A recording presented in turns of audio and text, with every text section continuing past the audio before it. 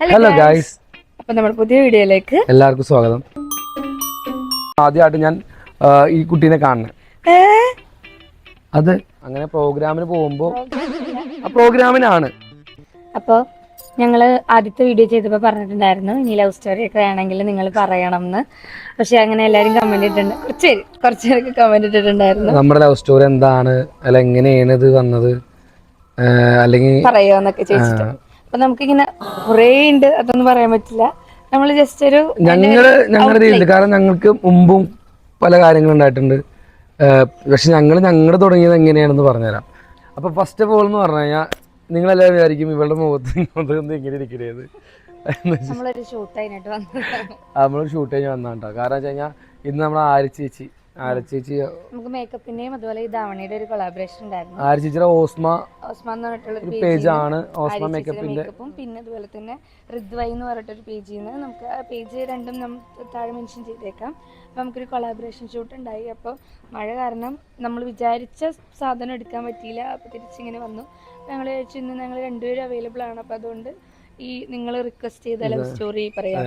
അപ്പം നമ്മുടെ first meet എങ്ങനെയാണെന്നാണ് ഞാൻ പറയാൻ പറഞ്ഞത്. ഫസ്റ്റ് മീറ്റ് എന്ന് പറഞ്ഞാൽ എനിക്കെന്ന് പറഞ്ഞു കഴിഞ്ഞാൽ കുറേ ഡിപ്രഷൻ കാര്യങ്ങളൊക്കെ ഉണ്ടായിരുന്ന ഒരു സ്റ്റേജ് ഉണ്ടായിരുന്നു. ഞാൻ പറയല്ല, അത് ഞാൻ പറയാൻ പറ്റുന്ന സാഹചര്യമല്ല, ഉണ്ടായിരുന്നു. ആ സമയത്ത് ഞാനിങ്ങനെ ഡാൻസ് പഠിപ്പിക്കാനായിട്ട് ഇങ്ങനെ നക്ഷത്ര എന്ന് പറഞ്ഞൊരു ടീം, ആലുവയിലുള്ള ടീം, നമ്മുടെ സല്ലൻ്റെ ടീമാണ്.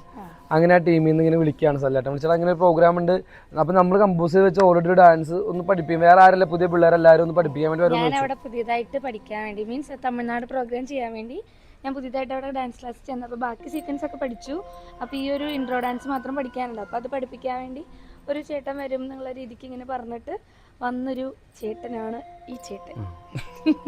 അതാണ് ആ സമയത്ത് വന്നത്. അപ്പം അങ്ങനെ വന്നു ചെന്നു, അങ്ങനെ ഞങ്ങൾ പഠിപ്പിച്ചു. അപ്പോൾ എനിക്ക് സ്റ്റെപ്പൊക്കെ ഭയങ്കരമായിട്ട് മറന്നു പോകണം. കാരണം ഓൾറെഡി ഡിപ്രസ്ഡ് ആയിരുന്നു എൻ്റെ മൈൻഡ്. ഒക്കെ പല കാര്യങ്ങളിലും ഡിപ്രസ്ഡ് ആയിരുന്നു, അത് പറയുന്നില്ല.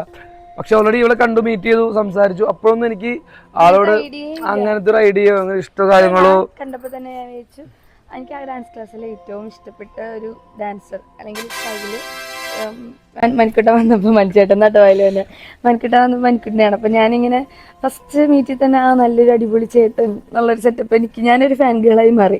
കാരണം എനിക്കവിടെ ഇച്ചിരി അൺകംഫർട്ടബിൾ ആയിരുന്നു തുടക്കത്തിൽ.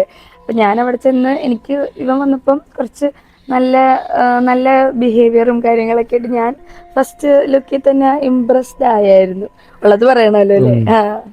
അപ്പൊ എനിക്കും നമ്മൾ ഇംപ്രസ്ഡ് ആയെന്നല്ല, നമുക്ക് ഓൾറെഡി നമുക്ക് അങ്ങനത്തെ മൈൻഡ് ഉണ്ടായില്ല, നമ്മൾ വേറൊരു മൈൻഡിൽ നിൽക്കണായിരുന്നു. അപ്പൊ ആളെ കണ്ടു, ഞാൻ കണ്ടപ്പോ എന്താ തോന്നിയ? കണ്ടപ്പോ നല്ല കുട്ടി, കണ്ടപ്പോ അങ്ങനെ നല്ല കുട്ടീന്ന് തോന്നിട്ടോ. എനിക്ക് അങ്ങനെ വലിയ രീതിയിൽ നല്ല കുട്ടീന്ന് തോന്നിയേ ആ ഒരു മൈൻഡില്. അത് കഴിഞ്ഞിട്ട് ഇവള് പരിപാടിക്ക് അന്ന് പഠിപ്പിച്ച് ഞാൻ പോയി. ഞാൻ അതിന്റെ രീതിയിൽ ഞാൻ വേറെ ഇതിൽ പോയി. ഞാൻ അപ്പോളൈസ് ഒക്കെ ആയിരുന്നു, ഞാൻ അങ്ങനെ പോയി. പിന്നെ നമ്മള് പറഞ്ഞ പോലെ ആ ടീമിൽ തന്നെ നമ്മളെ ഇവന്റ്സിന്റെ ഷോസ് ഒക്കെ ചെയ്യുന്നുണ്ട്. അപ്പൊ അങ്ങനെ ഒരു വെഡിങ്ങിന്റെ വർക്കിന് ആലപ്പുഴയില് എന്തോ അല്ലേ, അങ്ങനെ ആലപ്പുഴ അല്ല, ഞാൻ പറയാം സംവേസല്ല, പറയാം ആലപ്പുഴ, പാലക്കാട് ഒറ്റപ്പാലത്താണ് വർക്ക്.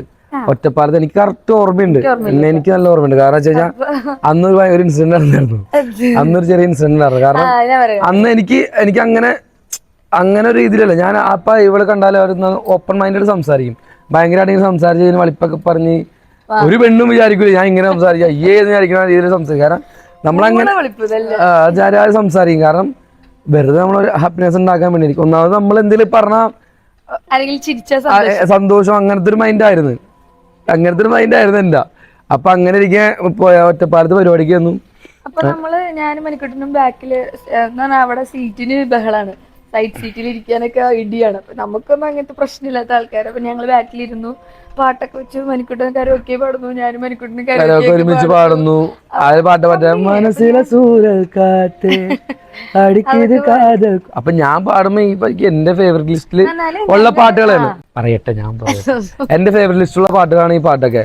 അപ്പൊ ഞാൻ പാടുമ്പോ ഇവളും അത് പാടുമ്പോ ഞാൻ ശരിയാ പാടുന്നല്ലോ, വൈബ്.